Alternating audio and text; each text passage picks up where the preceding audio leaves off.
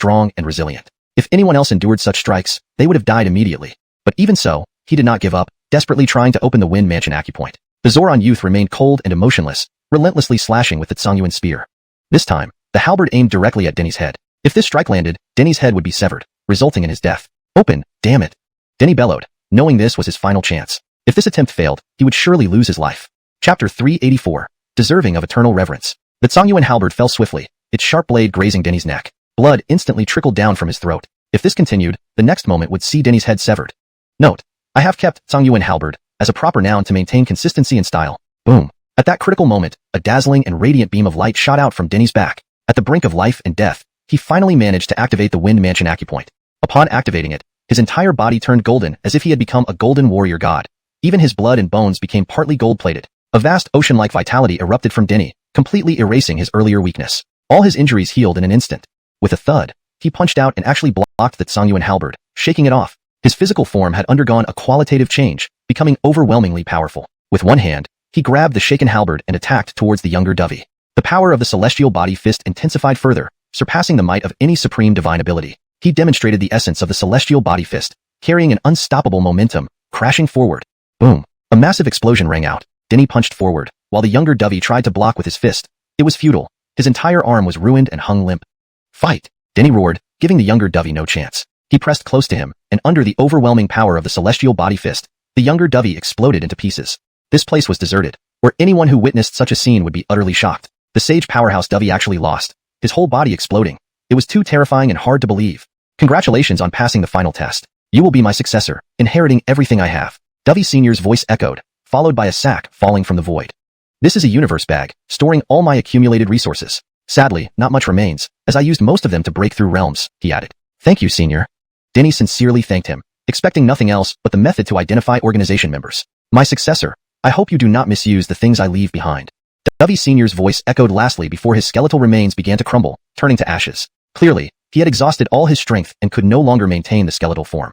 I, your junior, will never do evil, Denny promised, bowing deeply and carefully collecting the universe bag. He did not check what was inside the bag immediately. Instead, he respectfully gathered Dovey Sr.'s ashes and buried them outside.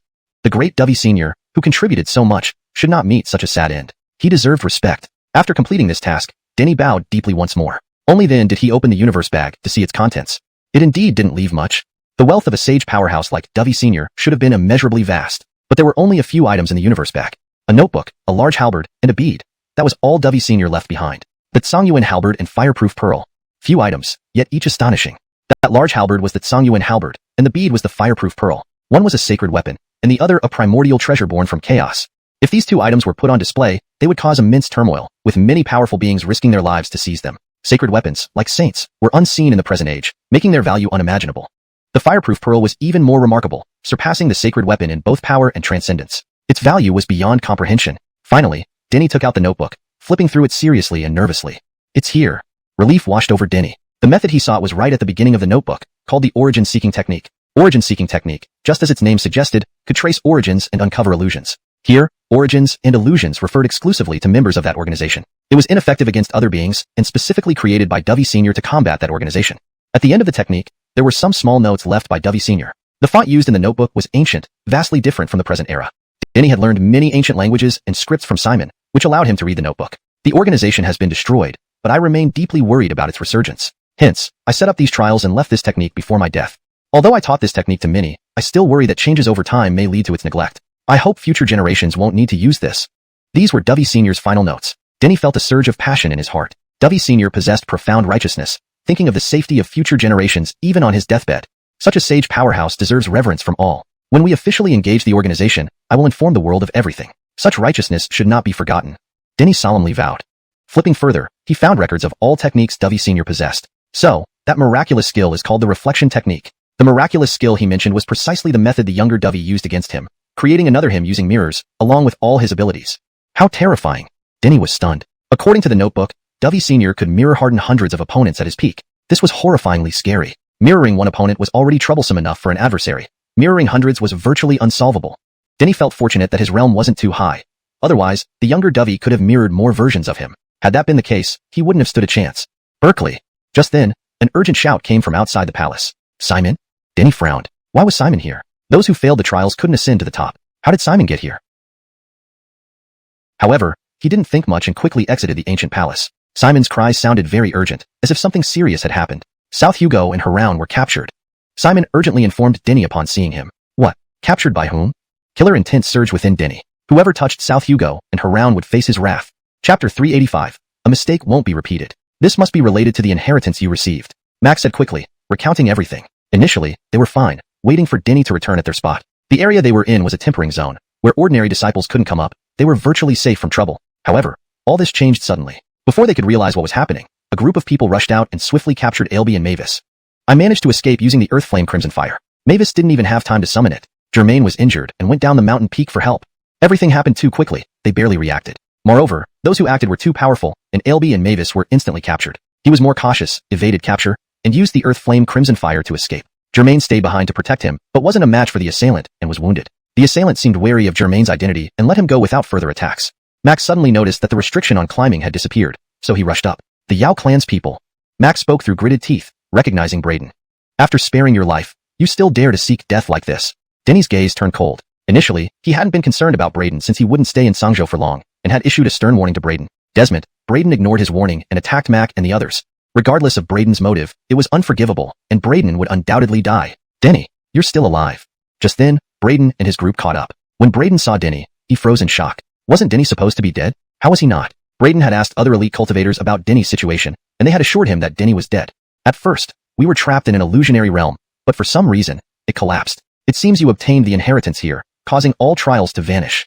A young man from the Yao clan said, staring at Denny. His name was Yao Hugo, one of the top elites of the Yao clan, whose cultivation had reached the ethereal realm, making him incredibly powerful. Indeed, it was because of his strength that he could instantly capture Ailby and Mavis and even defeat Germain. After all, Germain was also a formidable ethereal realm elite. Denny saw Ailby and Mavis. Although they were covered in injuries, they were still alive, which eased his mind. He feared they might have been killed on the spot by the Yao clan. Thorned over all the inheritance you received, and I'll give you a swift death without enduring torment. Yao Hugo sneered arrogantly, not taking Denny seriously. To him, a mere soul fusion realm cultivator couldn't be much of a threat. In front of an ethereal realm expert, Denny was just an insignificant ant he could crush with a flick. Beside him, Braden was inwardly worried. He had concealed information when reporting initially, not only hiding that Denny and the others were from the Nan clan, but also concealing Denny's ability to suppress cultivation levels. He feared if the Nan clan were powerful, the Yao clan might stop pursuing them. As for hiding Denny's suppression ability, it felt humiliating. He claimed to be ambushed by Denny. Otherwise, he would have defeated him. There was no way Denny could suppress even an ethereal realm cultivator like Yao Hugo. Inwardly, Braden rambled. I spared your life once, yet you cherish it so little. Well, leave your life here. Denny looked at Braden coldly. You act tough. Braden hardened his resolve and shouted. We've pursued you to take your life, to show everyone that our Yao clan is not to be provoked. Not to be provoked? Denny sneered. Well, I provoked today. He leaped and charged straight towards Braden and the others. Arrogant fool.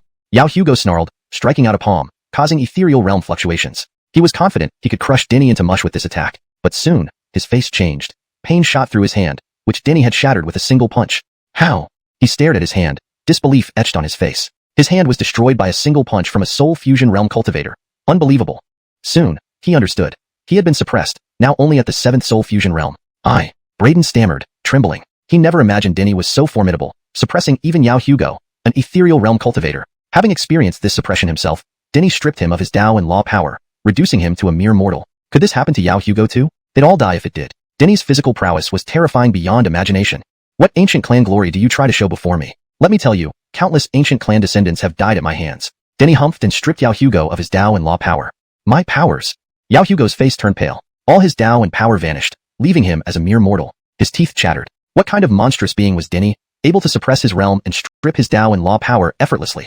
Though Yao Hugo was strong, he was far from comparable to Clint or Emily. With Denny's amplification array activated, Yao Hugo was easily suppressed, showing deeper insights.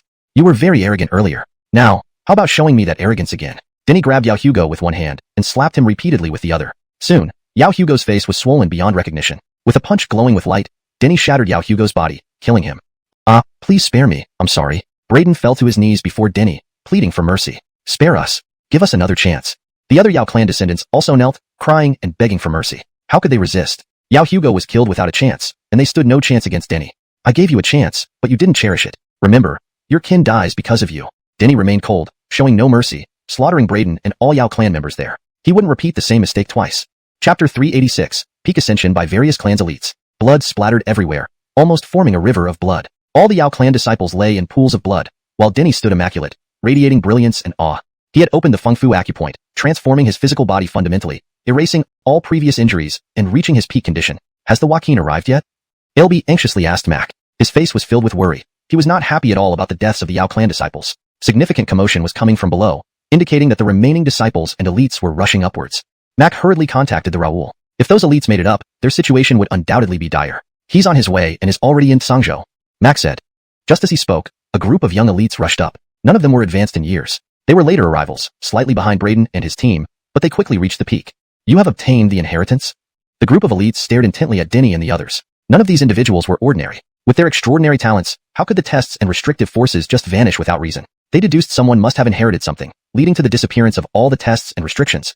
On top of the mountain, besides Denny and his group, there were only dead bodies, clearly making Denny and his companions the most likely suspects for receiving the inheritance. Let's retreat into the ancient hall, Denny said, ignoring these elites. This wasn't the time to deal with these elites. The powerful figures below were rushing upwards. He needed to find a way to stall until the Dino arrived. Where are you going? The elites coldly shouted, determined not to let Denny's group escape. In truth, they didn't know how formidable Denny was. If they knew, they wouldn't dare to stop him. Those who had managed to flee from Denny hadn't broadcasted his terrifying prowess. They still had some dignity and weren't about to spread such humiliating news. They might have merely reported to the clan Isaias to watch out for Denny, not expecting others to confront him directly. Thus, these newcomers underestimated Denny's strength and immediately sought to subdue him. Scram! Denny shouted, having no time to waste on these elites. Instantly, he activated the amplification array platform and pushed the balance down to its limits, suppressing all the elites present. My realm has been suppressed. Me too. The numerous elites yelled in alarm. Unbeknownst to them, their realms and power levels had dropped drastically, sending chills down their spines. But despite this suppression, they didn't give up the chase. Though weakened, they still had some power left. In their minds, they could still defeat Denny and his group. Their peak realms far surpassed those of Denny's team. Upon arriving here, they immediately sensed the levels of Denny and company. Mac, Ailby, and Mavis were injured, bleeding, posing no real threat. Only Denny was unharmed. However, Denny's realm was the lowest among all. Their realms had been suppressed to match Denny's level. Why wouldn't they pursue him? They believed Denny's group had possibly inherited the legacy of Dovey. Dovey, what a legendary figure, revered by all, who contributed greatly to posterity. Such an inheritance, how could they let it go? Even if it meant crossing rivers of fire and mountains of blades, they wouldn't back down, chasing tirelessly. Ignorant fools. Denny sneered and immediately stripped these elites of their Tao and law powers, charging at them like a humanoid beast. Blood splattered everywhere. No one was a match for Denny. Under his fists, these elites were utterly defenseless. Almost instantly, they were all knocked to the ground, coughing up blood non-stop. How can this be?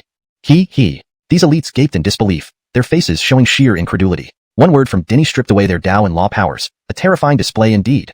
No wonder I thought those descending elites were acting strange.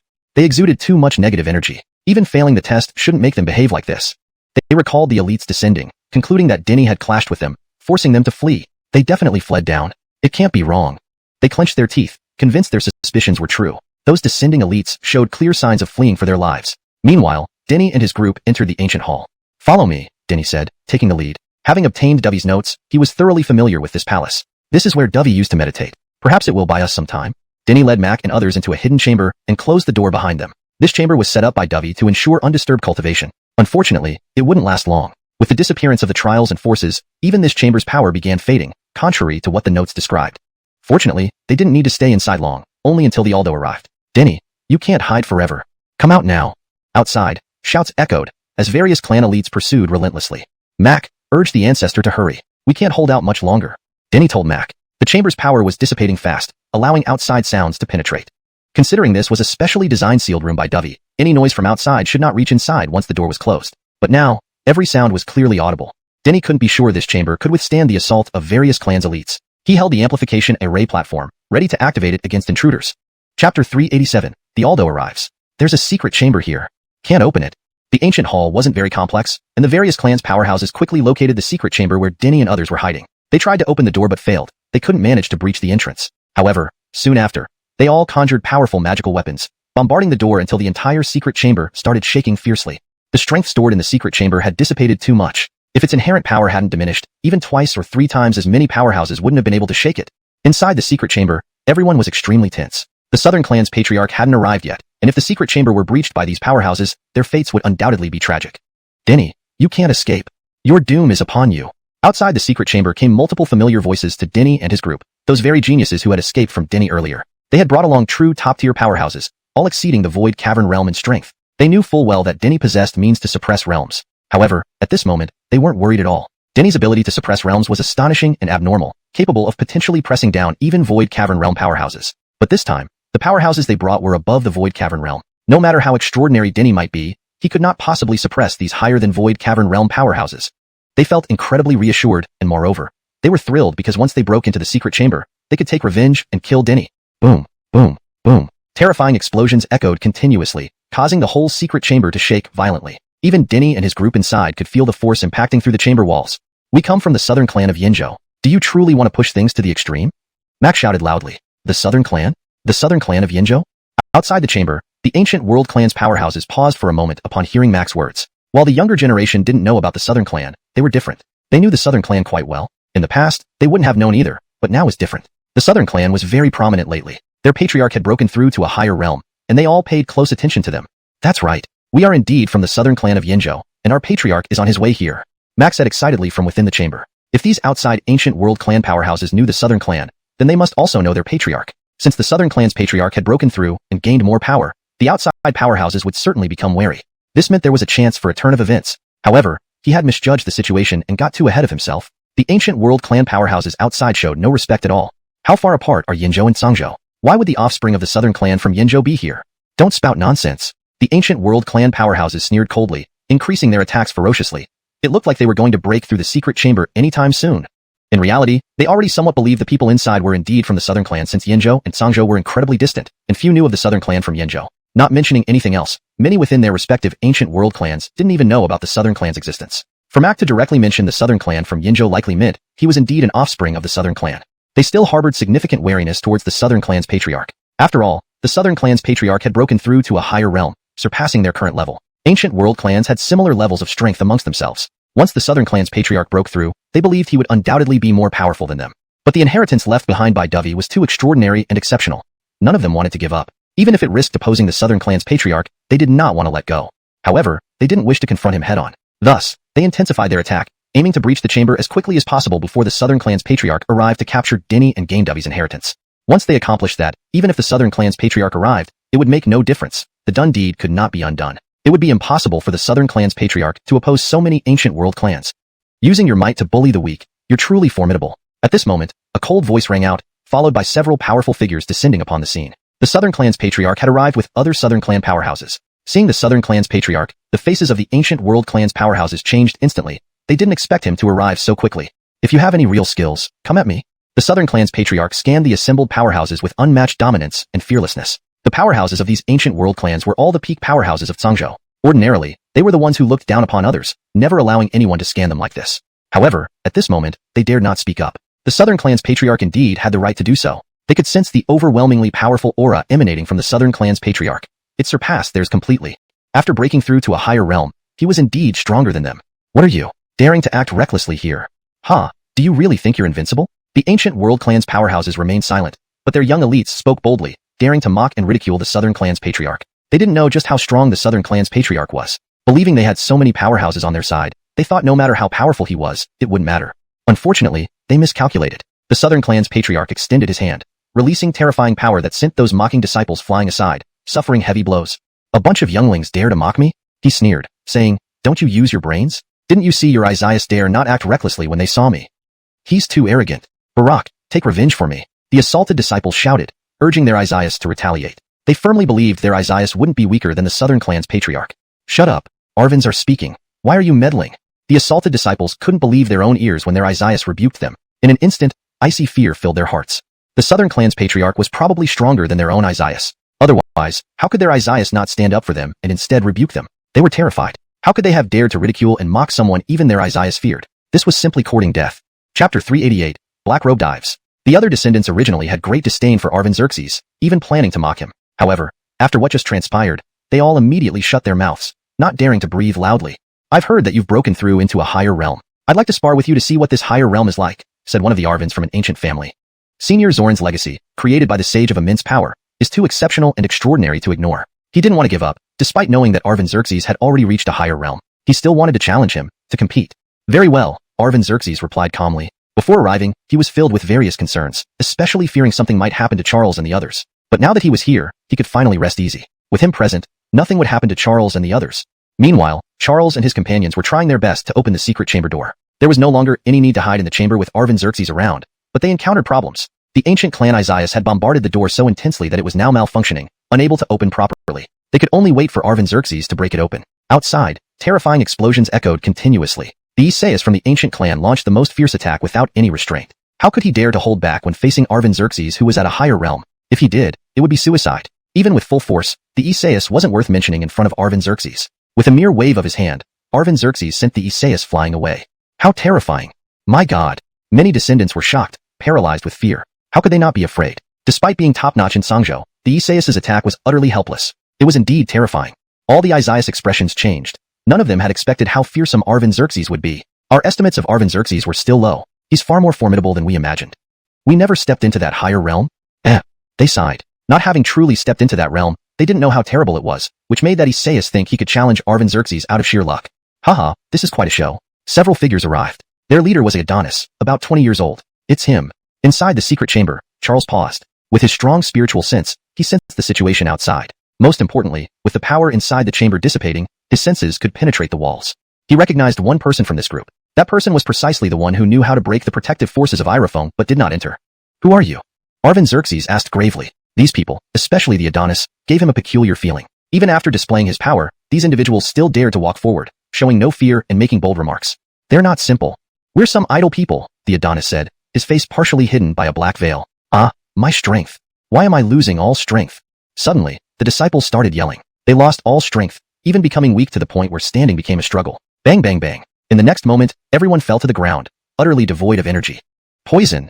We've been poisoned. The ancients felt toxins inside their bodies. This toxin was incredibly potent, causing their strength to rapidly vanish. Who are you? Artaxerxes frowned. Even he was unknowingly poisoned, unable to expel the toxins. Haha, I told you, we're just some idlers, the Adonis laughed. Everything was within his plan. His team had come here long ago, waiting to deploy this lethal poison. Even Artaxerxes couldn't withstand this poison. No matter how powerful one is, they'll lose all strength. The Adonis smirked, Zyarique the mantis stalking the cicada unaware of the oriole behind. You were under our watch long ago. Punch. Charles broke open the secret chamber door and walked out with Simon and others. The power inside the chamber had vanished completely. Due to this, Charles easily broke the door open. Having been inside the chamber, they hadn't been poisoned. Did you get the inheritance? The Adonis gazed at Charles with fervent eyes. He did everything to obtain the legacy of Zoran. Now, on the verge of obtaining it, he couldn't help but feel excited. After exiting, Charles didn't detect any toxins and breathed a sigh of relief. You got it, right? Charles asked the Adonis sharply. Hashtag chapter 389. What background? Carlo's expression turned solemn, and a heavy feeling settled in his heart. Just what was the background of the Adonis that he dared to show such disrespect to the powerhouses here and poison all of them? Even the forefathers of the Southern clan wouldn't dare do such a thing. Everyone here came from ancient clans. Making enemies with these people would be tantamount to making enemies with the entire Sangzhou region. Would an ordinary wandering cultivator dare do something like this? Even if the inheritance left by Dovey had unimaginable allure, no ordinary wandering cultivator would dare take such actions. The consequences of doing so were too severe. The Adonis and his group would face endless persecution from all the ancient clans in Sangzhou. Who among you received the inheritance? The Adonis did not answer Carlo's question, but instead asked his own. He cared nothing about what happened here. His only concern was the inheritance left by Dovey. Those accompanying him quickly surrounded Carlo and his group. There was no doubt now. The inheritance left by Dovey must be on one of Carlo's group.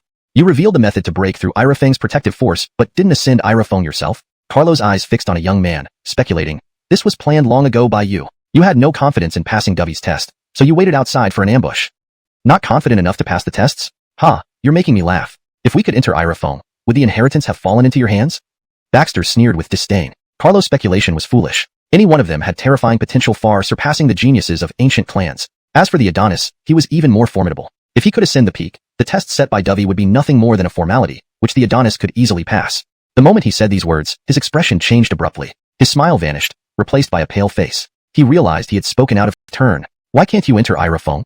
Carlo's eyes narrowed as he noticed something amiss. Irafang only restricted older cultivators. Clearly, the Adonis and others weren't old enough to be restricted from ascending. Could it be that the current states of the Adonis and his companions were disguises, meaning they were actually older individuals? Enough chit-chat, seize them. The Adonis frowned, visibly displeased. Baxter's words might expose their identity, which he found unsatisfactory. He also wanted to obtain the inheritance quickly and leave.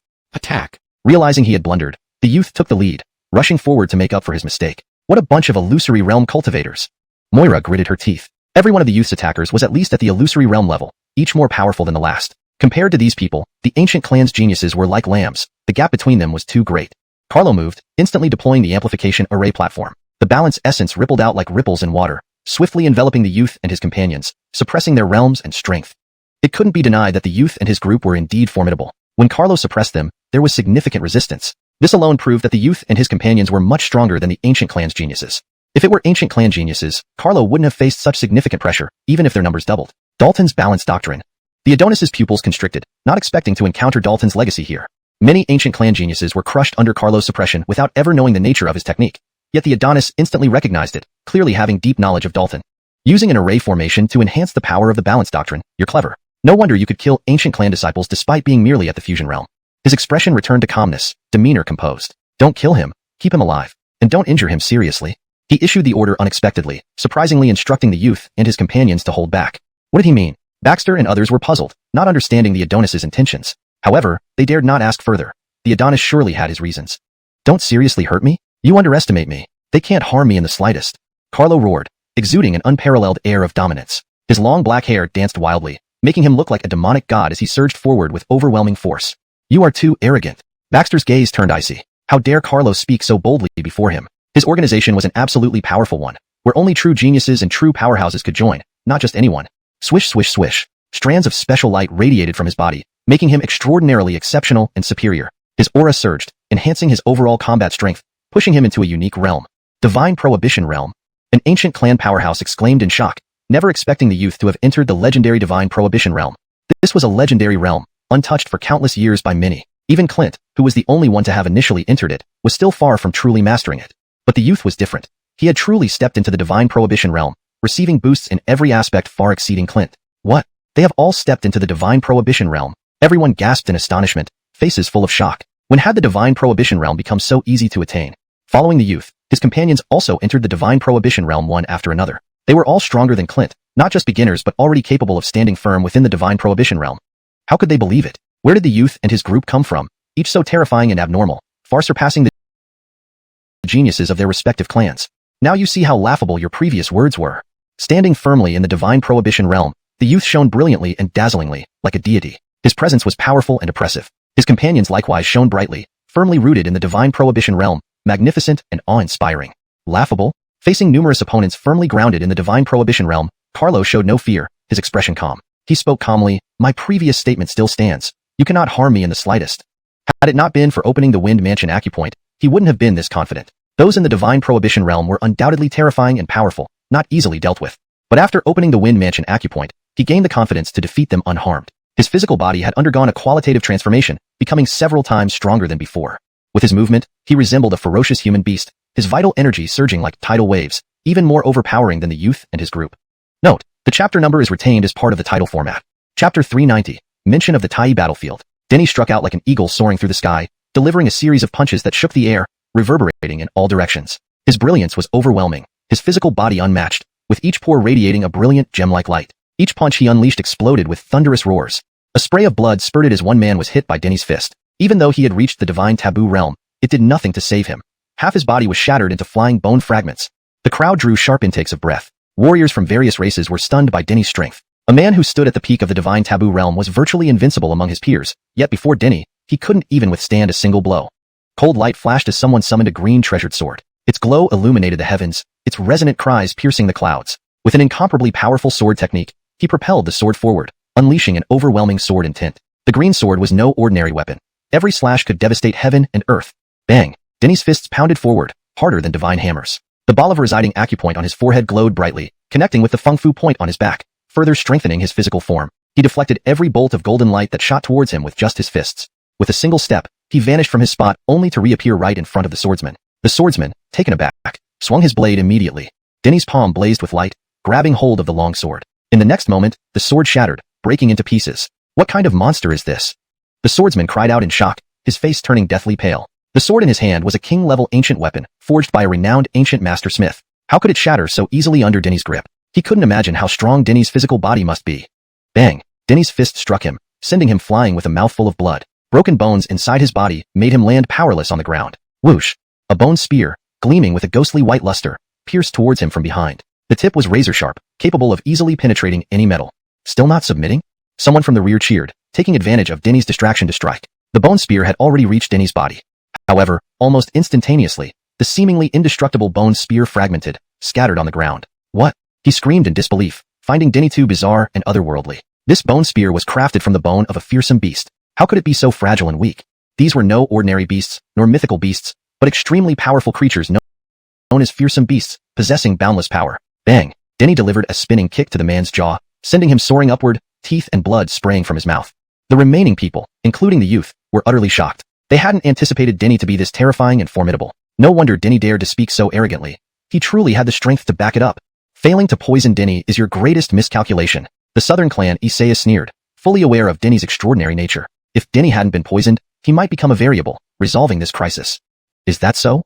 The Aaron chuckled dismissively. You're remarkable. No wonder you've inherited both the legacy of Brad and Zoran. However, choosing to fight us now is a grave mistake. He looked at Denny. They aren't my opponents. Are you going to come? Denny glanced at the Aaron, ignoring the youth and others beside him, his expression cold and indifferent. Although he hadn't completely subdued the youth and others, they posed no threat to him. Defeating them would merely take a moment's thought. It makes no difference whether I come or not. The Aaron replied. The legacy of Brad you obtained was left by us. You are one of us. What are you saying? Denny's pupils contracted. What did the Aaron mean by this? The Tai battlefield was opened by us, and all the divine legacies within were also left by us. The Aaron spoke without reservation, directly bringing up the Tai battlefield. Who exactly are you? Denny's gaze grew heavy. The Aaron didn't seem to be joking. Could it be true that the Tai battlefield was indeed created by the forces the Aaron represented? But he quickly dismissed this thought. How was that possible? The Tai battlefield was an ancient battlefield. Could the forces the Aaron belong to trace their roots back to ancient times? The countless gods and sages who perished there, against whom were they fighting? Have you seen the bodies of their enemies? They were fighting against us, and we retrieved the bodies of our fallen members long ago. The Aaron explained. The Tai battlefield is full of bones, many of which cannot be identified anymore. You can say whatever you want. Denny sneered, disbelieving the Aaron. As he had mentioned, the battlefield was filled with bones, making it impossible to distinguish friend from foe. There was a small black phoenix that sneaked in and set up arrangements to have the Tai battlefield open periodically. The Aaron continued. It believed it was acting secretly, but everything was under our surveillance. Our goal was similar, to have the battlefield open periodically. We let it act freely. Denny's expression changed slightly. While the earlier statements weren't alarming, what came after about the immortal black phoenix and the reason for the periodic opening of the battlefield grabbed his attention. The Aaron had mentioned the immortal black phoenix and the reason for the periodic openings of the Tai battlefield, details unknown to most. Especially in Sangzhou, it was nearly impossible for anyone to know such things. After all, the Tai battlefield wasn't in Sangzhou but in Jeremiah How. So, you've seen the small black phoenix. The Aaron seemed surprised. To escape from the small black phoenix was unexpected. Denny's reaction changed significantly when the black phoenix was mentioned, indicating he knew about it. The black phoenix understood very well why it initiated the periodic openings of the battlefield, to absorb the life force of fresh living beings. Denny surviving an encounter with the black phoenix was indeed surprising. That was a powerful offspring of a fearsome beast that lived since ancient times. Though not yet fully born, its means were still considerable. In ancient times, it commanded many powerful servants, even stronger than the southern clan Isaias. I don't know how you managed to escape from the black phoenix, the Aaron admitted. What is your true purpose? Denny felt uneasy, sensing something amiss. He didn't believe that the divine legacies left by the forces behind the Aaron were meant to benefit future generations. Hashtag chapter 391. Not of the same path. The Tai battlefield is actually related to the force behind the Adonis. Denny had not expected this, and it left him somewhat startled. What kind of power lay behind the Adonis? It's all for you. The Adonis laughed. Denny gave the Adonis a cold look, but didn't reply. A setup originating from the ancient times was actually for him? What a joke. He didn't believe a word of what the Adonis said. Alright, I won't toy with you anymore. Let me be frank. We want to obtain geniuses like you, the Adonis said. Enough talk. What is the power you serve? Denny stared at the Adonis and asked. Follow me, and you'll understand everything. Walk with you without clarity? With the legacy of Dalton, you're already one of us. You haven't noticed yet because we haven't called upon you. The call from your power? The inheritance wasn't for nothing. You tampered with the divine inheritance. Denny had some suspicions now. That's right. Is it those divine bones? Denny squinted his eyes and asked. He obtained the Dalton legacy but hadn't noticed anything wrong with it. The only thing he hadn't inherited were the divine bones of Dalton. At that time, he could have replaced his own bones with Dalton's divine bones, but he didn't do it. While replacing them might be beneficial, he always felt there would be problems. His own bones were better. You're very smart. So it's true. Denny sneered. Fortunately, he didn't replace the divine bones then. Otherwise, he would have been controlled by the force behind the Adonis. There was a major issue with the divine bones. These are secrets that shouldn't be known. I'm telling you this only to let you know we're on the same side and should avoid internal conflict. The Adonis continued. You've inherited the legacy left by Dovey, which is a great achievement. Follow me, and you will receive endless rewards. Sorry, you misunderstand. We aren't of the same path. I received the Dalton inheritance, but didn't replace my bones. Who are you fooling? Without replacing the divine bones, how could you possess such a powerful physical body? The Adonis's eyes gleamed fiercely as he scanned Denny. Then, his body trembled in disbelief. Facing the divine bones of a great divine king, you could still give up? He couldn't believe anyone would give up a set of great divine king bones, especially one of the top ranking among the divine kings. He observed Denny's bones as described. They were indeed his original bones, not divine ones. I care deeply about my body. Why would I replace it with someone else's bones? Even the bones of a divine king wouldn't make me do that. Denny said. The Adonis's expression darkened. He had miscalculated and revealed too many secrets. You can't live. He attacked directly, aiming to kill Denny. Such secrets mustn't leak out. Not only would Denny die, but everyone present would as well. Do you really think you can control my life and death? Denny roared coldly, fearless. The balance essence instantly enveloped the Adonis, suppressing his realm and strength. His body shone brilliantly as he struck powerfully towards the Adonis. We have to win. Kill him. Ancient Clan's warriors cheered Denny on. Despite their previous hatred, they now hoped Denny would win. What the Adonis revealed was clearly an earth-shattering secret. They knew something terrible would happen once the Adonis finished speaking. So, they all fervently wished Denny would win. If he did, they might not die either. Denny, he's part of that organization?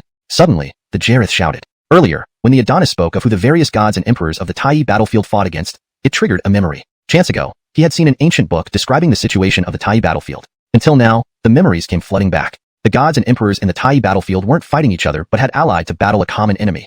This organization existed since the ancient times, treating all living beings as bargaining chips. Anyone willing to pay them would get anyone killed. So that's why. Hearing this, Denny immediately understood everything. No wonder the Adonis and his people couldn't reach the peak. It wasn't because of their age, but because they belonged to this organization. Joaquin Dovey had spent his life fighting this organization, believing it hadn't been completely wiped out and possibly had remnants. Dovey left special means and powers on Heavenly Peak specifically to deal with members of this organization. All this was recorded in Dovey's notes. To think that ancient secrets were still known to some in the current world. Unaware, the Adonis's murderous intent grew stronger. You can't live either. The Adonis's gaze turned icy, and his attacks became fiercer and more powerful. Kill. The young men and others joined forces with the Adonis to slay Denny. They finally understood why the Adonis had previously held back. He thought Denny was one of them. This organization? What organization? The Isaias and ancient clan strongmen were confused. They didn't know what organization the Jareth was talking about. Unlike him, they didn't know the secrets of the Tai battlefield. Just a small, secretive organization. The Jareth didn't provide more details, fearing it might alert them. Given how mysterious and unpredictable the organization was, revealing its existence would likely make it more vigilant and harder to find. A small organization? The Isaias of the clans stared in disbelief. Could any small organization survive from the ancient times until now and kill gods and emperors? What a joke. Don't doubt it. It's just a small organization, staying hidden all along, allowing it to survive from the ancient times. The Jareth insisted.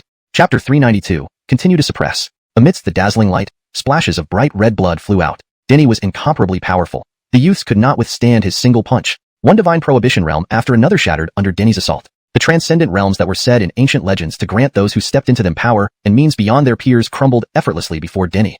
The Isaias from the ancient clans watched with heart-stopping shock, their skins breaking out in layer upon layer of goosebumps. Even the great sages and virtuosos renowned since ancient times had only been this remarkable when they were young. Denny possessed potential comparable to these legendary figures. In fact, these were all conjectures on their part. None of them had ever seen the ancient sages and virtuosos, so they couldn't truly grasp how awe-inspiring and shocking they had been. Denny's outstanding abilities stood unparalleled even among the prodigies within the divine prohibition realm, but he still fell short compared to the ancient sages and virtuosos. This gap, though not large, undeniably existed. After battling with the young man from Zoran, Denny relied on external methods like earth, fire, golden blaze, as well as breakthroughs during combat, to finally emerge victorious. If he had solely relied on his own strength, it would have been impossible for him to defeat the Zoran youth. Becoming a great sage and virtuoso wasn't merely about reaching a certain realm. The title also represented an acknowledgement of one's capabilities. Those who became great sages and virtuosos were always exceptional individuals with talents that shook the world. Denny's journey was long. He was still far from being able to stand shoulder to shoulder with the great sages and virtuosos. He was very clear about this himself. Ever since he embarked on the path of cultivation, he had never lost, and his belief in invincibility grew ever stronger. However, after battling the Zoran youth, he realized his shortcomings. He hadn't achieved true peerlessness yet. This didn't mean that his confidence had been shaken. On the contrary, that battle made him more resolute in his belief in invincibility. He resolved to impose even stricter demands on himself, to catch up and even surpass the great sages and virtuosos. He bore a heavy burden, a burden that belonged solely to him. His parents' situation was unclear, and everything required investigation and resolution. To face his mother's clan, the Jeremiah clan, he had to become the best possible version of himself. The Jeremiah clan was immensely transcendent and terrifying, possibly even more formidable than the Lan clan where Nadine was from. Without being outstanding and powerful, he had no way of approaching or dealing with his mother's clan. A burst of 10,000 miles of radiance illuminated as the Adonis charged fiercely. Zyariq, a demon god walking the earth, his aura was both bizarre and captivating. Having crushed the other youths and relieved the pressure from the balanced Tao suppression, Denny unleashed the second stage of the balanced Tao essence, the ability to create laws by word. He aimed to dismantle the Adonis's Tao and law. Unfortunately, the Adonis was astonishingly powerful, with some order-based principles surrounding him, defying the second stage suppression of the balanced Tao. Do you think you're so mighty, capable of controlling everything? Zyrettel, do you know, it's all just an illusion. The Adonis remained eerily calm. His aura soared, dispelling some of the balanced Tao suppression. His realm ascended to the 8th level of fusion spirit realm, then to the 9th level, shattering boundaries like glass cracking. It arrived at the heaven-merging realm. He was no simple opponent. Not only did the second stage of the balanced Tao fail against him, but he showed signs of breaking free from its confines entirely. Suppress. Denny coldly shouted, determined not to let the Adonis break through the balanced Tao suppression. Otherwise, not only would he die, but Mac, the Perry, Megan, and Ailby would perish too. This battle involved much more than just his personal stake. He pulled out a silver secret stone and quickly reinforced it into the amplification array platform. This was an extremely rare mineral containing immense power. Array patterns flickered, enhancing the balanced Tao essence several-fold, pressing down the Adonis. The Adonis's power was suppressed once again, dropping back to the 7th level of Fusion Spirit Realm, matching Denny's level. Admittedly, the Adonis was incredibly formidable. Previously, Denny had never encountered such a situation. The crystal-reinforced array platform's balanced Tao essence was exceptionally potent, making it unprecedented for someone to break free after being suppressed. Desmond, the Adonis managed it. The silver secret stone was of higher grade than crystals, possessing greater power. Unfortunately, the amplification array platform's capacity was limited, and the silver secret stone had already pushed it to its limits. It could not be any stronger. The Adonis remained suppressed at the same level as Denny, yet he still couldn't use the second stage essence of the balanced Tao. What abilities do you have? A wretch relying on an array platform. The Adonis's face was grim, enraged by being suppressed once more. What abilities do you have? A wretch relying on your high realm. Denny coldly replied, in a battle at our current levels, what else do you have to shout about? Indeed, he relied on the array platform to contend with the Adonis. But this was only because his realm was too low, far below the Adonis's. If he were at the same level or even slightly lower, 3 to 5 minor realms, he wouldn't need any external assistance to face the Adonis. At the same level, I can still cut you down. The Adonis advanced, his steps akin to a dragon pacing and a tiger roaring, his momentum overwhelmingly fierce. His hand shot out, creating turbulent waves in the once peaceful sea, forming waves thousands of feet high, a horrifying sight.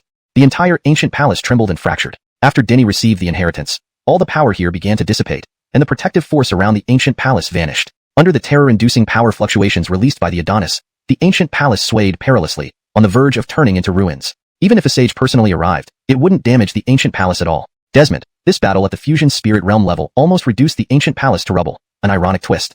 Denny remained unfazed, his expression cold. With radiant light enveloping him, he surged forward, powerfully piercing through the Adonis's attack and striking forward. Their clash instantly caused the ancient palace to crack and collapse, shockwaves rippling out. Many people were knocked aside, suffering severe blows. To hell with this, we're actually injured by a mere Fusion Spirit Realm battle. Really makes me furious. Arvins from various clans cursed endlessly. Their realms and strength were immensely powerful and transcendent. Battles at the Fusion Spirit Realm level seemed utterly insignificant before them, like tiny ants. Desmond now, they suffered severe injuries due to the ripples from the Fusion Spirit Realm battle. This stark contrast left a bitter taste in their mouths, almost unbearable. The Perry remained silent, eyes fixed on Denny's fierce battle. Everything depended on Denny. If Denny failed, they would all die. Denny was their hope. Chapter 393, The Nether Organization. Everyone was greatly shocked. The terror of the Black Spear exceeded all expectations. This nether instrument, once fiercely contested by countless strong figures at the cost of their lives, was truly terrifying and contained a shocking secret. Darkness will ultimately envelop everything. Even the bright sun will be swallowed. The river of fate cannot be stopped, and the land of the underworld will become your ultimate destiny. The Adonis knelt reverently, bowing to the creatures in the strange vision of the Nether Kingdom. The old ancestor of the Nan clan felt his heart pound violently. Did this organization have ties to the underworld? Did the underworld intend to take action against this world? Such speculation was too daring, and it startled him so much that he forcefully suppressed this thought, not daring to consider it further. After the ancient era, the world regressed, superlative cultivation materials disappeared, and the civilization of cultivation suffered a fracture, with the present strength being but a tiny fraction of what it was in ancient times. Forget the underworld. Even the remnants of the organization that still existed in the world were beyond their capacity to resist. No wonder it's called Bolivar on Gaspard. Though he dared not think further, he couldn't help but do so. The organization was named Bolivar on Gaspard, which indeed could imply a connection. According to legend, there is a river called Bolivar on Gaspard running through the entire underworld. Would the organization name itself after Bolivar on Gaspard without meaning? Perhaps this was proof. Boom. The black spear struck down, shaking everyone's hearts. Its terrifying power spread across a vast expanse, bringing a desolate and mournful aura. The purple lane spear was knocked aside, and Denny's hands holding it trembled. He could not withstand the impact and spurted out a mouthful of blood. An eerie scene unfolded as the black spear seemed to absorb Denny's blood. The fresh red drops fell onto the black spear like excellent nourishment, making it vibrate and emanate even more sinister black fog, significantly increasing its power. The nation within the nether phenomenon seemed to become more real, and people could almost hear the haunting chantings of the nether creatures. Earlier, they couldn't hear these chants, but now they could. The peculiar nether creatures seemed to be chanting some scripture. Your blood has such an effect. It can actually enhance the phenomenon of the nether kingdom. The Adonis was stunned, never expecting Denny to be so extraordinary. To strengthen the phenomenon of the nether kingdom would not be a simple feat. It would roughly require absorbing the essence of thousands upon thousands of cultivators' blood. Desmond, just one mouthful of Denny's blood equaled that of countless cultivators, far exceeding his expectations. He laughed loudly, eyes glowing with fervor. Denny brought him great joy, and if he absorbed Denny's essence, he estimated he could lift a layer of seal on the spear, greatly enhancing its power. Denny raised an eyebrow. The current situation was not favorable for him. His blood was actually nourishing the black spear, making it stronger. If this battle continued, he would only become weaker while the Adonis grew stronger. Blood must not flow any longer. He couldn't allow this situation to persist. He had to control it so the black spear had no blood to absorb. Tinsleo Bolivarong technique. He shouted, unleashing the Tinsleo Bolivarong technique. The essence of heaven and earth poured into him like a sea flowing into a river, causing Denny's aura to surge exponentially. His combat strength multiplied, becoming radiant and impeccable. With one punch, he unleashed the essence of the heavenly lane fist, causing a dragon's roar to echo throughout the heavens, dispelling darkness. Swish. The purple lane spear glowed purple, its power increased by the heavenly lane fist. Denny swung the purple lane spear with his other hand, thrusting it forward. Another dragon appeared, a purple dragon belonging to the purple lane spear. Two dragons intertwined, striking forth, creating a spectacular scene. From the phenomenon of the Nether Kingdom, blazing light shot out, and a strange creature emerged. It had two horns on its head, a humanoid form covered in thick black scales, and a hook-like tail gleaming with cold light. It clashed with the two dragons, battling fiercely with terrifying vibrations spreading for hundreds of miles. Roar! A dazzling white tiger surged forward, its fur snow-white, sharp fangs like two heavenly swords, instantly rushing over. Denny also unleashed the White Tiger Saint technique. Where did you obtain this White Tiger technique? Is that tiger still alive? Wasn't it killed long ago by the Grey Wolf? The Adonis muttered, eyes fixed on the blinding white tiger, seemingly lost in thought. Do you know something about it? Denny was shaken by the Adonis's words. The Adonis seemed very knowledgeable about the matter concerning the White Tiger Demon Sage. There's nothing special. It was just a previous task from the organization. It appears that the task wasn't successful. Tasks assigned by the organization never fail. This one should continue. The Adonis spoke calmly. Now, there was no need for him to hide anything since he had already decided to kill everyone here. So it has something to do with you. Denny hadn't expected that the death of Megan's former life harbored such secrets. Previously, due to his lower realm, the causality record couldn't delve into the true cause and effect, only detecting surface-level factors. At the time, the causality record showed that the White Tiger Demon Sage was betrayed and attacked by its friend, the Grey Wolf Demon Sage. But things weren't that simple. The Grey Wolf Demon Sage wasn't just a traitor. It was a member of the organization. Someone had paid the organization to eliminate the White Tiger Demon Sage, and the Grey Wolf acted on the organization's orders. He glanced at Megan, who still knew nothing. Seeing his gaze, she bared her teeth and shouted, "What are you doing, daydreaming? Even though your opponent is weak, you shouldn't look down on them like that." Looking down on him? I'll rip off his dog head. Denny grinned. He and Megan had long formed a deep friendship. Regardless of whom this incident involved, he would support Megan to the end. Courting death. The Adonis flew into a rage. Blazing lights again erupted from behind him, and two strange creatures stepped out, attacking together. Including the earlier creature, three strange entities joined forces, producing bizarre ripples and an overwhelming force. Boom boom boom. Two dragons and a tiger burst forth, engaging in intense combat. Both Denny and the Adonis moved into action, colliding as the purple lane spear and the black spear erupted with boundless brilliance, nearly blinding everyone. This was a genuinely splendid battle. Ancient noble clan's strong figures watched in awe. The 7th layer fusion spirit realm fighters displayed a power far exceeding their expectations. They sighed, acknowledging their own inadequacies. When they were in the 7th layer fusion spirit realm, they couldn't match even a fraction of Denny and the Adonis' strength. If given time to grow, Denny and the Adonis would undoubtedly surpass them in achievements. The difference between Firefly Light and the moon. We are the fireflies, and they are the moon. We've seen so many prodigies over our long heritage, but now we truly see terrifying geniuses beyond belief. They sighed deeply, filled with emotion. Chapter 394. Annihilation of Bolivarmanity. The two were too brilliant, too heaven-defying. Everything they displayed was terrifying and awe-inspiring, leaving others feeling utterly inferior. Who hasn't had a youthful past? The ancient Isaiahs from each primeval clan were all outstanding figures in their youth, outclassing their peers and reigning supreme among their contemporaries. However, compared to Denny and the Aaron, they fell far short. That was an insurmountable gap, unrelated to strength but rather innate talent. Boom, boom, boom.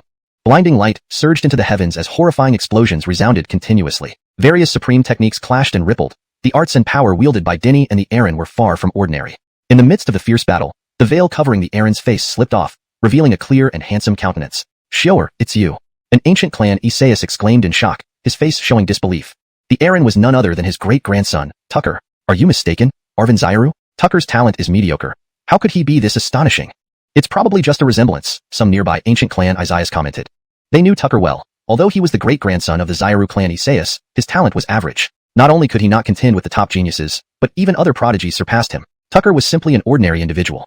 How could I possibly be wrong? Arvin Zairu clenched his teeth, certain that the Aaron was indeed Tucker. Tucker had a mole on his chin, and so did the Aaron. How could this be a coincidence? This was impossible. Not sparing even your great-grandfather, poisoning him to fall. How ruthless can you get? Your cunning runs too deep, concealing yourself for so many years without a trace. Everyone was alarmed. Tucker was indeed extraordinary, even frightening. If not for the veil slipping, they would still be in the dark about Tucker's monstrous and astounding abilities. "Shower, quickly antidote your great-grandfather," Arvin Zairu shouted. However, what greeted him was a war spear. Black mist surged from the war spear descending from the sky, decapitating Arvin Zairu's head in one strike. Hiss. Gasps of shock filled the air. Could Tucker be this ruthless? Killing even his own great-grandfather. Have you gone mad? He's your great-grandfather. The Zairu clan warriors roared angrily, their eyes bloodshot. There are only dead people here. No one can leave alive, regardless of who it is. Tucker's expression was cold and indifferent. The Black War spear swung again, ending the lives of numerous Zairu clan warriors with decapitated heads. He completely disregarded the lives of the Zairu clan warriors, even his great-grandfathers. His strikes were merciless, swift, and decisive. People felt their scalps tingle, their spines tingling with cold sweat. Tucker was too ruthless, not sparing even his clansmen. Once Denny fell, they would have no chance of survival. Tucker wouldn't let them live. Do you have any humanity left? Denny also hadn't expected Tucker to be so heartless, killing even his great-grandfather and clansmen. All of our humanity is something I need the least. The Aaron remained calm. Born into a primeval clan with mediocre talent, do you understand that kind of pain? Even my biological father didn't believe in me, suspecting I wasn't his true child and forcing me to undergo a bloodline test. Being forced to undergo a bloodline test by one's own father, anyone would feel heartbroken. With his father having such an attitude, it goes without saying how the rest of the clan treated Tucker. His life within the Zairu clan must have been incredibly oppressive and miserable. As a human, humanity is the most fundamental and important trait. Without humanity, how are we different from beasts? Denny rebuked sternly, no matter what you've been through, humanity should never be extinguished. His path wasn't easy either. Desmond, he never strayed from his principles and always kept his humanity intact. I don't need a dead man lecturing me. Tucker raised his hand, and the Black War spear instantly returned to his grasp. Holding the spear with overwhelming force, strange phenomena enveloped him in layers of black mist connected to the Black War spear, emanating eerie and special luminescence. Denny's figure flickered, and he thrust his purple lane spear, colliding fiercely with the Black War spear. Meanwhile, the battle between two dragons, a tiger, and three monstrous creatures ended. The two dragons and the tiger dissipated, overpowered by the monstrous creature's devouring ability. They swiftly approached Denny, increasing his pressure significantly. Most importantly, he couldn't bleed. Once he bled, the power of the Black War spear would increase drastically. In the underworld phenomenon, various strange creatures chanted as threads of black light flowed into the bodies of the three monstrous creatures, enhancing their prowess and pressuring Denny relentlessly. Denny remained calm and collected. When the three monstrous creatures drew near, he summoned the earth fire golden crimson flame. In moments, the three creatures were incinerated, vanishing entirely.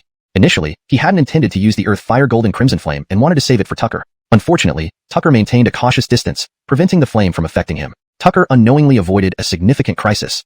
Earth fire golden crimson flame. Tucker's pupils contracted. Clearly knowledgeable about ancient matters, he immediately recognized the earth fire golden crimson flame. Internally relieved that he hadn't gotten too close to Denny, otherwise, he would have suffered greatly. Given his current strength, touching the earth fire golden crimson flame would mean death, unable to neutralize its effects. In fact, he didn't know Denny possessed the earth fire golden crimson flame. His caution was primarily due to fearing Denny's formidable physical strength. Ironically, this caution helped him avoid a major crisis. Kill. Denny's expression was cold and unrepentant about using the earth fire golden crimson flame prematurely. The earth fire golden crimson flame was immensely powerful, an ultimate trump card. However, it required surprise to be effective. Now, he aimed to change this. He lifted his purple lane spear, attaching the earth fire golden crimson flame to its tip. Throughout this process, he was tense, unsure if the purple lane spear could withstand the flames. Soon, he relaxed. The purple lane spear was truly formidable, perfectly enduring the earth fire golden crimson flames burning without damage. Young brother, what will you fight me with? Denny bellowed, brandishing the purple lane spear. The earth fire golden crimson flame danced at its tip, radiating intense and terrifying energy, stunning everyone. You. Tucker's face turned ashen, entirely reluctant to clash head-on, fearing the earth fire golden crimson flame. Chapter 395, Imperial Scripture. The earthly fire golden azure flame danced at the tip of the spear, and even the war gua, battle halberd, could not block it. The earthly fire golden azure flame seemed to be the natural bane of such ghostly artifacts. Upon collision, a continuous pu-u-tsai sound echoed as the black mist surrounding the battle halberd was significantly vaporized. Tucker was terrified and quickly retracted the battle halberd, fearing it would be damaged. He wasn't the true holder of the battle halberd. He only temporarily controlled it. The organization had given him the battle halberd so that he could use it to shed blood, thereby unsealing its seal. Damn it! He cursed under his breath, his expression darkening. After the appearance of the earthly fire golden azure flame, he felt greatly threatened and became hesitant, afraid to act rashly. Boom! He expanded the Yishang anomaly of the netherworld, intending to suppress Denny with it. However, as soon as the anomaly approached, the power within it started being vaporized by the earthly fire golden azure flame, which indeed had a significant restraining effect on this force. With no choice, he could only withdraw the netherworld anomaly. If the anomaly were forcefully broken, the battle halberd would also be heavily affected. He didn't want to fight anymore. His most powerful means and forces were all restricted. How could he continue? He wanted to leave, but he couldn't just walk away. He had revealed too many secrets. These were things that mustn't be leaked. He was in great distress. If he had known this would happen, he wouldn't have spoken so much before. Initially, he believed he had Denny cornered and could have slaughtered everyone here. There's no other way. He gritted his teeth, triggering the restriction in his mind and awakening the imprint left behind by an organization powerhouse in his brain. This imprint served both to protect his safety and to supervise and intimidate him. If he betrayed the organization, the imprint in his brain would take his life. Did you run into trouble? A deep voice sounded, and a wisp of green smoke flew out from Tucker's mind. This was the consciousness of the strong person inside the imprint. Desmond's, there's trouble. Tucker quickly recounted everything and requested help from this consciousness. I thought you were composed enough and wouldn't get into trouble, which is why I assigned you this task. I didn't expect you to be so careless. The green smoke spoke again, with some anger. After this incident, you will be punished, and the battle halberd will be reclaimed. Tucker's body shook. The organization's punishments were very severe. He would at least lose a layer of skin. I accept the punishment willingly. He dared not argue. You are someone I chose, so I hope you remember this lesson and don't make such low-level mistakes again. It won't happen again, Tucker immediately assured. He had mediocre talent, but meeting this organization powerhouse changed everything. This powerhouse allowed him to fuse with bones from an ancient world-class prodigy who died young. That's why he could become so astonishing and powerful. Earthly fire, golden azure flame. No wonder you're forcing Tucker into a helpless situation. The green smoke coalesced into the ethereal figure of Ezek, his eyes profound as he looked at Denny. He was somewhat startled. The earthly fire, golden azure flame, comparable to the 15th rank strange fire, was actually controlled by a fusion realm cultivator like Denny. This was far beyond his expectations. Note that the organization he referred to was the contemporary one, not the organization during its prime. During its peak, the organization possessed countless treasures. It wouldn't just be a 15th rank strange fire. Even top 5 rank strange fires were within its collection. Unfortunately, the ancient war inflicted severe damage on the organization. Though it wasn't completely wiped out, it suffered a massive blow, losing many things along the way. A soul entity. Denny's eyes gleamed, staring at the green smoke figure. This was purely a soul entity made of soul power. He unleashed the book of cause and effect, trying to probe the green smoke figure. Undoubtedly, the green smoke figure belonged to a strong person within the organization and likely knew many internal situations. Unfortunately, his realm was too low for the book of cause and effect to reveal the causes and effects related to the green smoke figure. He wasn't surprised. Earlier, he had tried to investigate people selected by the Netherworld organization, but without success. The Netherworld organization was terrifyingly powerful, and with his current strength, he couldn't probe the causes and effects related to it. You're quite impressive. Are you interested in joining our organization? The green smoke figure didn't directly attack Denny, but instead tried to recruit him.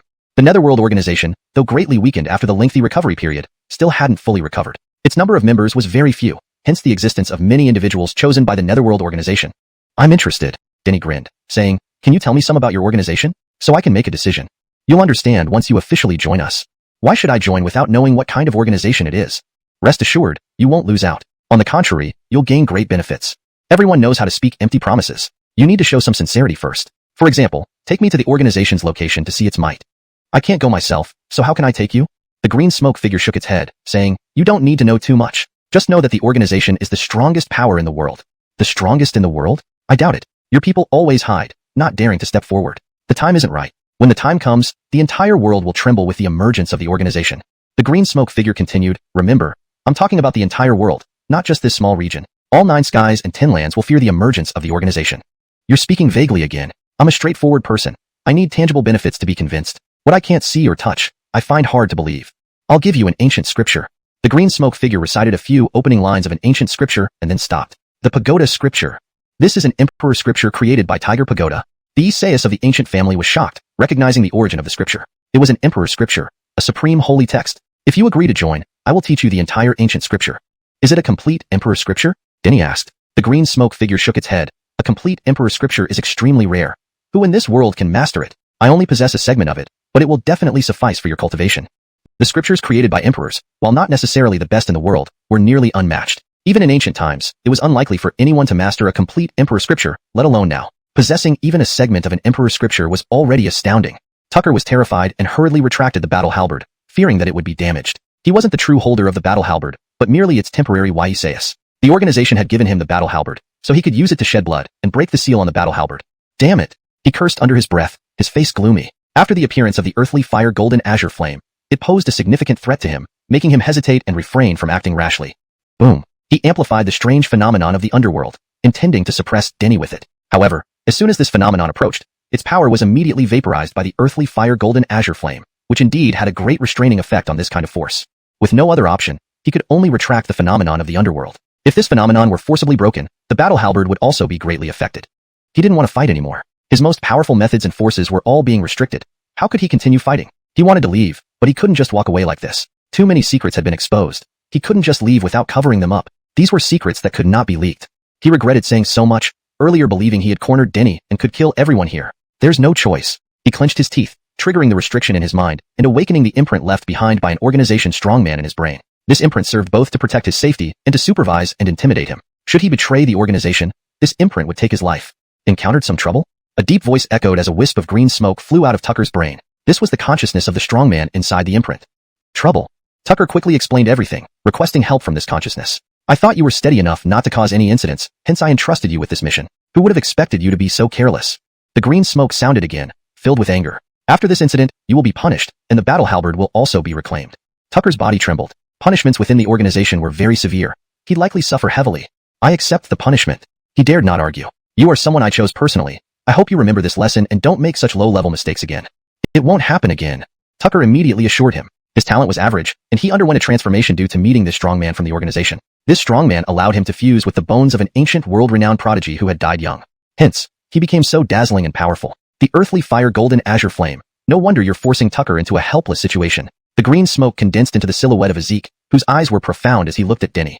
He felt a bit startled. A spirit fire comparable to number 15 in the rankings was controlled by a fusion spirit realm cultivator like Denny. This was beyond his expectations. Such a highly ranked spirit fire wasn't even available within their organization. They had once sought the traces of various spirit fires, but found nothing. Of course, the organization mentioned here was the current one, not the powerful one from ancient times. During its peak, the organization possessed countless treasures. Not only did they have the 15th ranked spirit fire, but even the top 5 were in their possession. Sadly, the ancient war severely weakened the organization. Although it wasn't completely destroyed, it suffered a massive blow, losing many things. A spirit entity. Denny's eyes lit up as he stared at the figure made of green smoke. This was a pure spirit entity composed entirely of spiritual energy. He unleashed the book of cause and effect, wanting to investigate this spirit figure. Undoubtedly, this spirit figure belonged to one of the organization's strongmen, definitely possessing much knowledge about the organization. Unfortunately, his realm was too low, and the book of cause and effect couldn't reveal the cause and effect related to this spirit figure. He wasn't surprised. Earlier, he had tried investigating someone chosen by the Netherworld organization, but it ended in failure. The Netherworld organization was terrifyingly powerful. With his current strength, he couldn't probe the cause and effect of the Netherworld organization. You are quite impressive. Are you interested in joining our organization? The spirit figure did not attack Denny directly but attempted to recruit him instead. The Netherworld organization had sustained significant damage. Even after long-term recovery, it hadn't fully recovered, and the number of members within the organization was very small. That's why there were many people chosen by the Netherworld organization. I'm interested, Denny grinned, asking, can you tell me something about your organization, so I can make a decision? You'll understand once you truly join us. Not telling me anything before inviting me to join doesn't seem right. I don't even know what kind of organization this is. Rest assured, you won't lose out. On the contrary, you'll benefit greatly. Just talking the talk isn't enough. You should show some sincerity. For example, let me visit your headquarters to see the organization's strength. I can't go myself. How can I bring you? The spirit figure shook his head. You don't need to know too much. You just need to know that the organization is the strongest power in the world. The strongest in the world? I doubt it. Your people keep hiding, afraid to come forward openly. It's not time yet. When the time comes, the whole world will be shaken by the emergence of our organization. The entire world, not just this small state. All 9 heavens and 10 earths will be astonished by the emergence of the organization. You're speaking vaguely again. I'm straightforward. If I don't see tangible benefits, I won't be easily swayed. I'll give you an ancient scripture. The spirit figure recited the opening verses of an ancient scripture and then stopped. The Buddha Sutra. This is an imperial scripture created by the great Tiger Buddha. The patriarch of the ancient clan was shocked. They recognized the origin of this ancient scripture. It was an imperial scripture, belonging to supreme scripture texts. I will impart the entire ancient scripture to you once you agree to join. An intact imperial scripture? Denny asked. The spirit figure shook his head. Complete imperial scriptures are incredibly rare. Who in this era has mastered them? I only possess a section of it, but it's certainly enough for your cultivation. The scriptures created by the great tigers are among the finest in the world, if not the absolute best. Even in ancient times, it's uncertain if anyone could master a complete imperial scripture, let alone in this present age. To possess a segment of an imperial scripture is astonishing in itself. Chapter 396. Not one to take losses. What kind of organization was this? To actually possess a segment of the tiger scripture. All the Isaiahs from the ancient clans were deeply shocked. They didn't have in tiger scripture, not even fragments of holy scriptures. A segment of the tiger scripture was indeed shockingly powerful and awe-inspiring.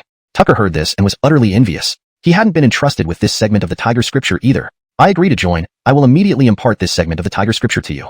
The smoky figure said. The tiger scripture is indeed a good thing, but alas, I won't join.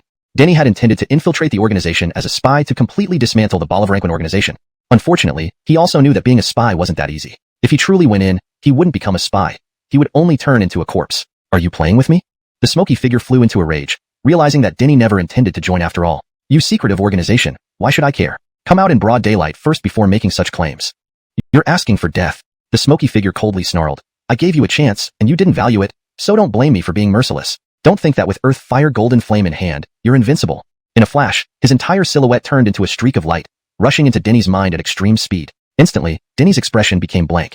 The smoky figure was attacking Denny's soul. However, Soon afterward, a piercing scream echoed from the smoky figure. Ah, no. The smoky figure rushed out of Denny's mind, but a massive suction force pulled him back in, and then there was no more sound. What's in Denny's mind? Everyone felt their scalps tingling. Undoubtedly, Denny's mind contained something extraordinary. The smoky figure had suffered a heavy blow inside. Attacking Denny's soul by entering his mind was clearly courting death. Even if the smoky figure possessed terrifying strength, it wouldn't work. The causal record resided in Denny's mind, preventing the smoky figure from harming Denny's soul. It was even absorbed by the causal record. Denny frowned. After absorbing the smoky figure, the causal record underwent some changes. When he first entered the 10,000 Peaks mountain range, he accidentally wandered into a giant ant's territory and obtained a dead egg there. That dead egg was not simple. It triggered a reaction from the causal record. Eventually, the dead egg became a symbol on the causal record. Now, that dead egg symbol had changed, adding some patterns, and the aura of death it carried became slightly lighter. What's happening? He couldn't understand everything. However, he quickly stopped pondering these thoughts because Tucker was trying to escape. He could not let Tucker escape and needed to find out information about the Reincarnation organization from him. With a loud roar, he dashed off from his spot, catching up with Tucker. The purple lane spear coated in earth fire golden flame suppressed Tucker. Tucker dared not touch the earth fire golden flame and was greatly restricted. It didn't take long for Tucker to be subdued. Puff. At that moment, a force within Tucker exploded suddenly, and Denny hurriedly backed away. Tucker's entire body shattered into pieces, blood and flesh splattered everywhere, leading to complete death. Puff, puff, puff. Following this, the youth and others also exploded one after another, clearly a precaution left by the Reincarnation organization to prevent Tucker and others from revealing secrets. Darn. Denny gritted his teeth. This time, he gained nothing and failed to get any information about the Reincarnation organization. It's fine. I still have the source-seeking spell. The source-seeking spell was specifically created by Zoran to deal with the Reincarnation organization. With the source-seeking spell, he could uncover those chosen by the Reincarnation organization, as well as its members. Great. Well done. The experts of various clans were overjoyed. Tucker was dead, so they had no fear for their lives. But soon their faces drooped as Denny looked at them with ill intent. The danger of Tucker was gone, but Denny's danger was still unresolved. If it weren't for the arrival of the Nanshan clan Isaias, Denny would already be killed by them earlier. Misunderstanding, all just misunderstandings. Lord, you aren't going to kill us, right? They cautiously asked. One word, misunderstanding ends it? Gentlemen, you think too simply. Denny said. He was never one to suffer losses quietly. This time he planned to thoroughly settle accounts with these people. As long as my lord can calm down, whatever you want, we'll comply. An apology is what we owe. The ancient clan Isaias quickly replied. If outsiders saw this scene, they would be absolutely stunned. All the ancient clan Isaias were top-tier powerhouses and were now begging for mercy from Denny, a fusion realm cultivator, a rare sight that had probably never happened before. Alright, I'm not a petty person. Even though you tried to kill me earlier, I'm generous and won't hold grudges. Just visiting your clan treasure vaults should suffice. Oh, the faces of the ancient clan Isaias instantly turned green. Visiting their clan treasure vaults? Would anything valuable be left after that? Wouldn't it all be taken by Denny? Why, gentlemen, does this feel wrong or unjust to you? Denny raised an eyebrow. No, our clan's treasure vault is always open to you. The ancient clan Isaias quickly responded. The toxins in their bodies had yet to be purged. Denny could easily kill them now. Good. Denny nodded and said, remember not to have second thoughts. If I find anything missing when I visit the treasure vaults, don't blame me for being merciless then. Not at all. Relax, my lord. The ancient clan Isaias swiftly replied and, after obtaining Denny's consent, left with their people. Members of the Heavenly Secrets ancient sect and the Bolivaran clan were kept behind. My goodness, needing you to rescue a bunch of Isaias, you are really outstanding. Xiran Peng whistled in amazement. Without Denny this time, everyone here would have certainly died without exception. I'm sorry. Jamie apologized while looking down. The Bolivaran clan Isaias also arrived with Bolivaran clan strong warriors, trying desperately to stop but failing. He and other Bolivaran clan elites stood against Denny along with the ancient clan Isaias. It's okay, this can't be blamed on you. Denny patted Jamie on the shoulder. Jamie was just a minor disciple in the Bolivaran clan. How could he possibly stop the Isaias? It was impossible. As for Bolivaran Yun's matter, Jamie has likely told you already. Denny looked at the Bolivaran clan Isaias and said, people should maintain a certain bottom line before doing anything. Clearly, you crossed this line. The Bolivaran clan Isaias remained silent, saying nothing. At this point, what else could he say? I'll let this slide and won't visit your clan's treasure vaults. Remember, I'm letting this go for Jamie's sake, hoping you can act wisely from now on. Denny looked at the Bolivaran clan Isaias. This translation preserves the original paragraph structure, line breaks, and tone while ensuring fluency and natural English expression. Hashtag chapter 397, Netherworld Mark. Jamie was, after all, a member of the Bolivaran clan and would still be staying within the clan in the future. If Denny pushed things to the extreme, Jamie's days in the Bolivaran clan would undoubtedly be tough. Even if no one dared openly oppose Jamie, many would secretly resent him. By doing this and specifically mentioning it as a gesture for Jamie's sake, he was laying the groundwork for Jamie, ensuring that the Bolivaran clan people would thank Jamie. Thank you. Jamie was not foolish. He understood Denny's intentions and earnestly thanked him. No problem. Denny patted Jamie on the shoulder and said, you and I will always be friends. Through multiple dangerous situations involving life and death, Jamie had never wavered and always stood by his side. Jamie was indeed a friend worth befriending. He gave Jamie some instructions and told him to return with the Bolivaran clan members. He promised to visit Jamie again someday. I must say, It's truly embarrassing. I came to rescue you, but in the end, I ended up being rescued by you. The Delfino stepped forward. Denny immediately gave him a precious medicinal herb, which he refined to expel the toxins. This herb was nearly a sacred medicine, and only such high-grade medicine could quickly expel the toxins. Otherwise, it would have taken much longer to expel them gradually over time. Of course, he didn't refine the entire herb, just part of it. A near-sacred medicinal herb was extremely potent, and the entire herb wasn't necessary for detoxification. He then divided the remaining herb among other Southern clan experts who also expelled their toxins. Haha, Denny laughed. Turning to the Arvin of the Heavenly Destiny Ancient Sect, he asked, "Can we rest at your ancient sect?" "This would be an honor for our Heavenly Destiny Ancient Sect," the Arvin replied. The Arvin of the Heavenly Destiny Ancient Sect was an Isaeusly Taoist with a dignified and graceful demeanor. He led Denny and the others to the Heavenly Destiny Ancient Sect. "We can talk later. Arvins, please take care of your injuries first," Denny suggested. Only the Delfino and the Southern clan experts had managed to expel the toxins so far. Everyone else was still deeply affected by the poison. All right, the Arvin nodded and arranged accommodations for Denny and the others before leaving to treat his own injuries. Unlike the Bolivaran clan, the Heavenly Destiny Ancient Sect had consistently supported Denny, even intervening to stop other ancient clans' experts from attacking. Unfortunately, they were outnumbered and couldn't prevent other clans from acting against Denny. I believe the Heavenly Destiny Ancient Sect might have some information. After settling down, Denny sought out the Delfino and explained why he came to the Heavenly Destiny Ancient Sect. He remembered the prophecy Germain had mentioned.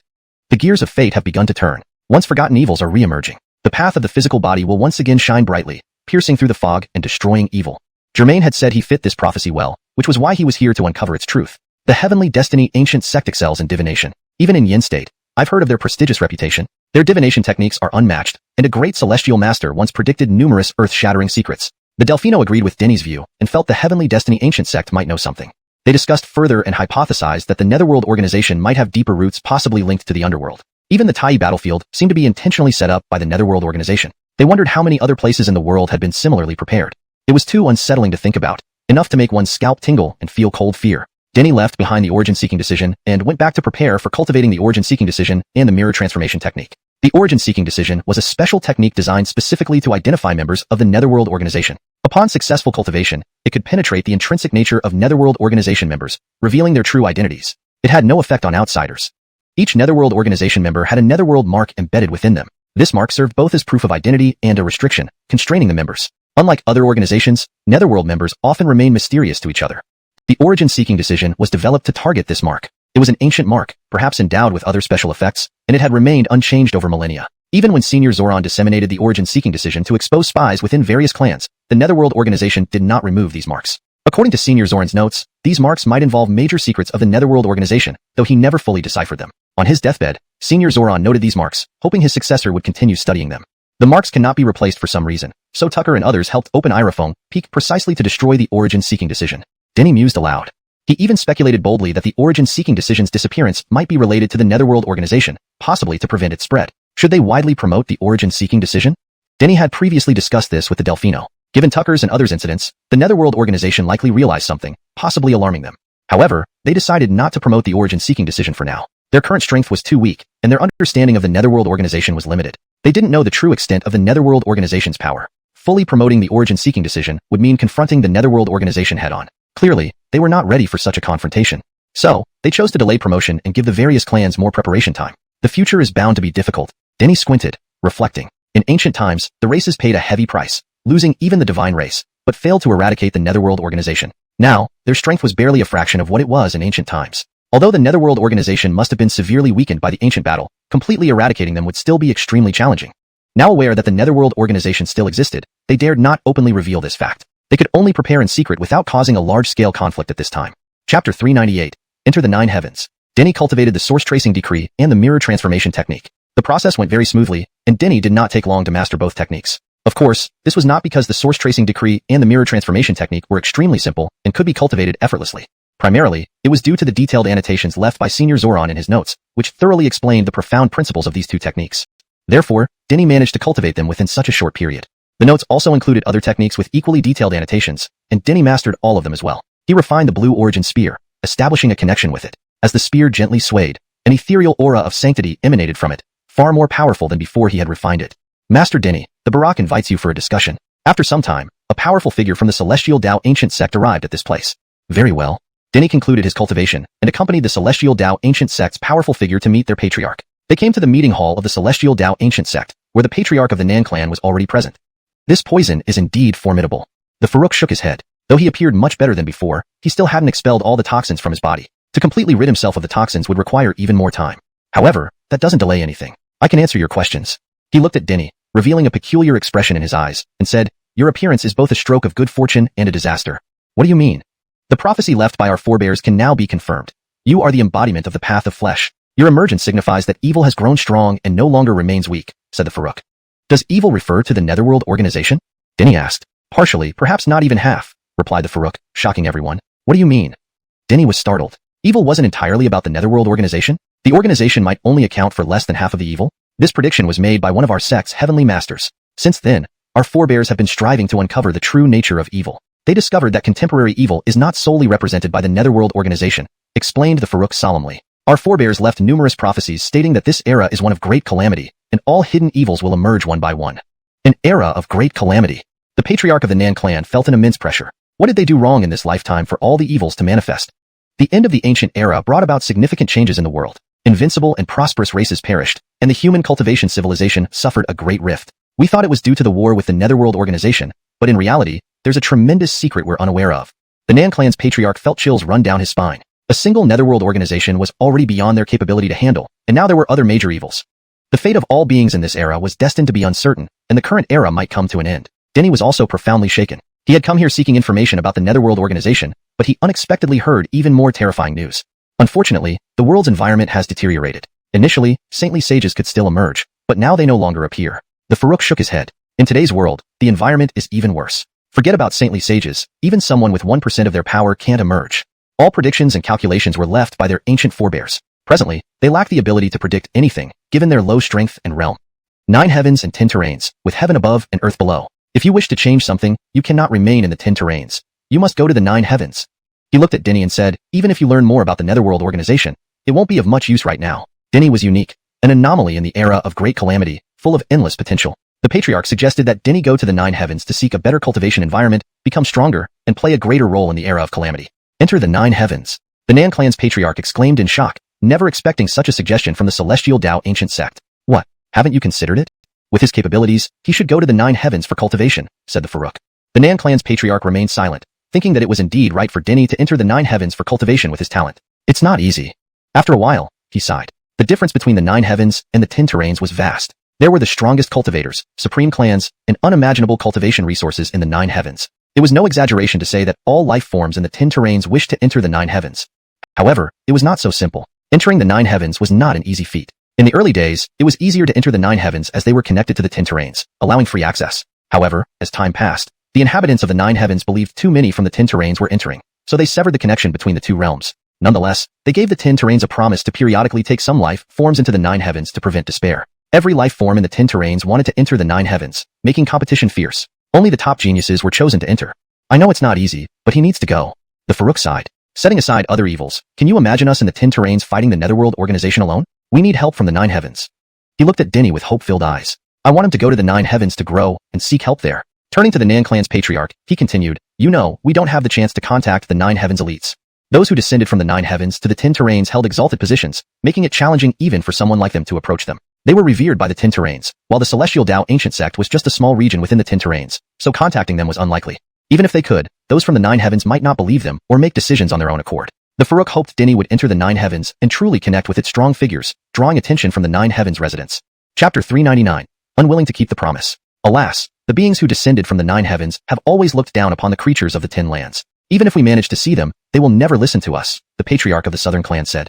2,000 years ago, beings from the 9 heavens came down to select life forms from the 10 lands, and each ancient clan had records of this event. The beings from the 9 heavens were incomparably powerful, far surpassing the life forms of the 10 lands. Even the strongest creatures of the 10 lands were insignificant in comparison to them. At that time, an 18-year-old youth from the 9 heavens soundly defeated their strongest creature. The records describe the beings from the 9 heavens as filled with disdain and contempt for the creatures of the 10 lands. Now, with the environment of the 10 lands becoming worse and the strongest individuals not achieving high realms, it was easy to imagine how even more dismissive the beings from the 9 heavens would be towards them. Despite all this, the creatures of the 10 lands still vied desperately to enter the 9 heavens. For them, the 9 heavens were a holy land of cultivation, like a celestial realm.